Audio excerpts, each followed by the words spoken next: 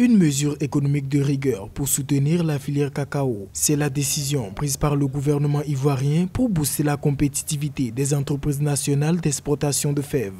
Réuni en Conseil des ministres mercredi 22 avril, l'État ivoirien a signé des ordonnances en faveur des acteurs de la filière. Une subvention inédite qui concerne la campagne 2019-2020 et les 4 prochaines. Ces ordonnances visent à garantir la présence et la compétitivité dans ces filières importantes de l'économie cacaoyère des acteurs nationaux menacés de disparition du fait de difficultés majeures. Cette subvention, plafonnée à 50 000 tonnes par exportateur, représente au total 1,75 million de francs CFA par campagne, une aide capitale pour éviter les faillites. L'industrie du cacao est en effet très compétitive, dominée par des grandes multinationales à l'image de l'entreprise américaine Cargill ou de la société singapourienne Olam. Le gouvernement ivoirien émet toutefois des restrictions. Cette aide ne sera pas destinée aux exportateurs qui ont déjà été en défaut d'exécution dans leur contrat. Cette décision du gouvernement ivoirien d'apporter une subvention de 35 francs sur le kilo de cacao est une bonne décision dans la mesure où le prix est un indicateur d'incitation.